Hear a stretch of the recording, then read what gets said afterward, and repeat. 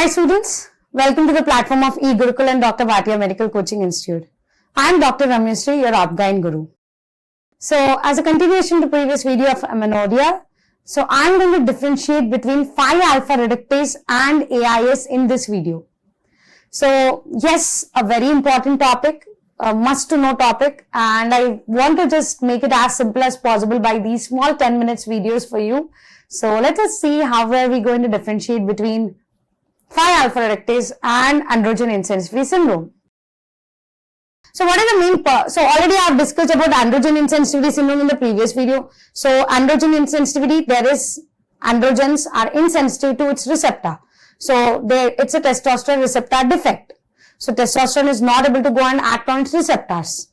Now what is the problem in 5-alpha reductase? So 5-alpha reductase, the testosterone is not able to get converted into dihydrotestosterone. Because for the conversion of testosterone to dihydrotestosterone, we require 5-alpha reductase. Right?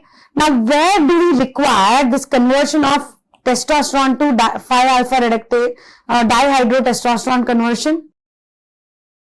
Now, dihydrotestosterone is most important for the last step, that is the external genitalia differentiation. That is external genitalia differentiation. So when you have absence of dihydrotestosterone, the external genitalia will become female. That is the reason these babies are considered to be females at birth and we mistake them as a female baby. So basically this is actually, to be frank, AIS and 5-alpha reductase are disorders of sexual development, or they are also called as pseudo-hermaphrodites. Right?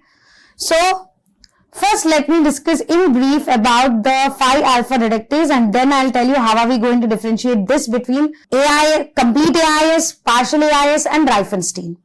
So 5-alpha reductase, now whenever we are discussing any amenorrhea, I always tell you embryology, you should have an idea that the differentiation of the gonads is by SRY gene. Whether uterus is present or absent is mainly by the AMH, and external genitalia development depends mainly on the dihydrotestosterone. है ना? Right? So what is the karyotype? So the karyotype here is 46XY. So all steps went on pretty well except the last step.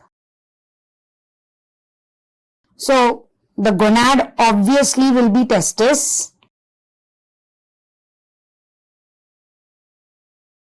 So what about the Wolffian duct? Wolffian duct is also developed here because testosterone is present and development of Wolffian duct will be requiring the testosterone. So Wolffian duct present.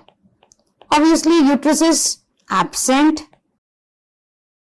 because AMH is there, uterus is absent. Spermatogenesis is present but a little decreased. Now only problem the last step, external genitalia. So external genitalia is like male or females because dihydrotestosterone is not able to act. So there is no dihydrotestosterone formation. So external genitalia will be female with blind vagina. That's the main problem. That's the main problem. Right? So this is like everything normal as a male and suddenly they become female. So now as the gonads are testes, so there will be production of testosterone. So all the secondary sexual characteristics will be like a male. So but we are rearing this as a female child. So what about the breast? So breast development will be absent. It will be male-like breast.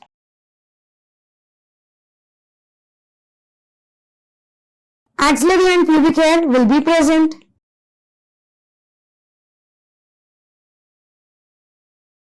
So axillary and pubic hair will be present.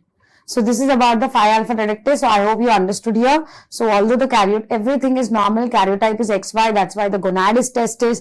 So Wolffian duct is well developed. The uterus is absent. Spermatogenesis will be decreased here because why? Spermatogenesis requires some amount of dihydrotestosterone. So here, but testosterone is present. So obviously it will be very good happening.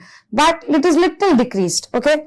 External genitalia will be like a female with blind vagina. Breast will be absent. So basically secondary sexual characteristics में breast are absent here.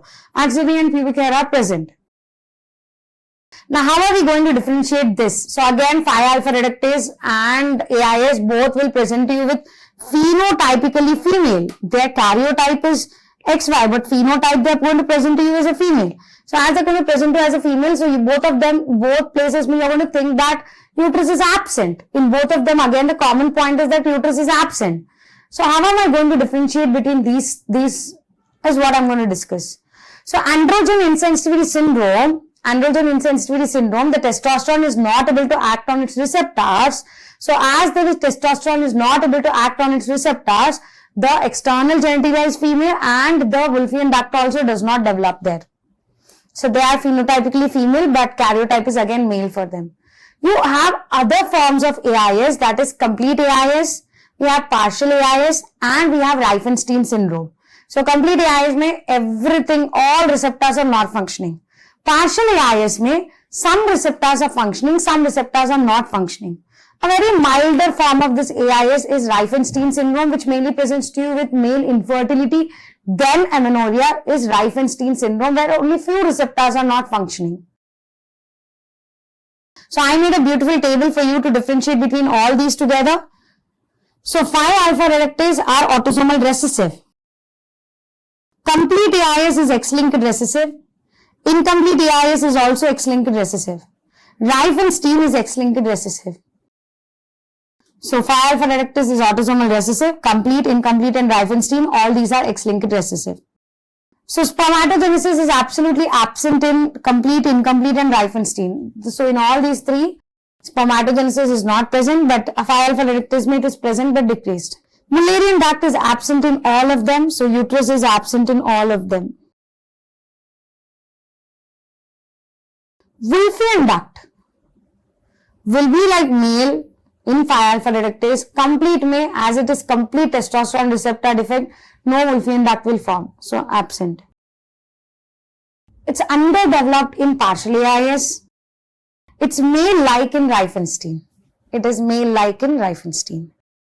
External genitalia will be like a female in both of them, 5-alpha reductase and complete AIS. That's where we can, we can get confused. In incomplete and Riefenstein, you mainly have a ambiguous genitalia, where incomplete may you have more of clitoromegaly, whereas Riefenstein may we'll have male hypospadiasis. Breast are male-like in 5-alpha reductase, female-like in complete AIS. Incomplete may also breast is like female, whereas in Riefenstein it is gynecomastia. So axillary and pubic hair, present. Complete AIS में absent, whereas partial AIS में scanty. Riefenstein में it will be again present. So this is how we can differentiate about all these factors, and all these together are called as disorders of sexual development, that is male disorders of sexual development, right? So all these are having the ambiguous, all these are having, karyotypically they are males, but phenotypically they are females, right? So one quick recap, because in last tiny CT you got a question on 5-alpha reductase. So how are we going to differentiate between 5-alpha reductase and complete AIS? So 5-alpha reductase is autosomal recessive, whereas complete is X-linked recessive. 5-alpha reductase में spermatogenesis is decreased and Wolffian duct is developed, whereas complete में both are absent. Uterus is absent in both, external genitalia is female in both. Breast development will be absent in 5-alpha reductase, whereas it will be present in the complete AIS. Axillary and pubic hair are present in 5-alpha reductase, whereas in complete it will be absent. So uterus absent is these three conditions, that is 5-alpha reductase, AIS, MRKH. This is 46XY, this is 46XY, this is 46XX. Uterus is absent in all these three, and external genitalia will look like a female with blind vagina in all these three. Now breast development, if you check, absent, developed. Axillary and pubic hair, male-like. negative here, positive here. Testosterone levels, high. AIS may they are male range. MRKH may they will be in female range. So these are the some ways how we can differentiate between 5-alpha reductase, AIS and MRKH. And yes, Wolffian duct is developed in 5-alpha reductase, whereas it is absent in AIS and MRKH. So whenever the uterus is absent, your brain should mainly strike between these three things, that is 5-alpha reductase, AIS and MRKH. So I hope this video was useful for all of you, where I could differentiate and tell you some points how to differentiate between 5-alpha reductase, AIS and MRKH, so that if there are any questions on amenorrhea, I want you to just rock it, right? Another question which I've very frequently got is, how do we differentiate between imperforate hymen and transverse vaginal septum? Both of them will present you with cryptomenorrhea. In imperforate hymen, you will have a tense bluish bulging hymen, whereas in transverse vaginal septum, you usually don't see a tense bluish bulging hymen, and in transverse vaginal septum, the septum is usually present in the upper vagina. So when you are doing per rectal examination, if you feel there is a swelling throughout the vagina, then it is more of imperforate hymen. Whereas in transverse vaginal septum, you will mainly see the swelling in the upper part of the vagina. Usually they don't present you with hematocolpus and all. Yes, but if there is hematocolpus also, it will be present only in the upper part of the vagina above the septum. Right? So that's how we can differentiate between imperforate hymen and transverse vaginal septum. I think this is one query which I got a lot. So I've addressed this also. Thank you so much, guys. See you in the next videos. Thank you so much.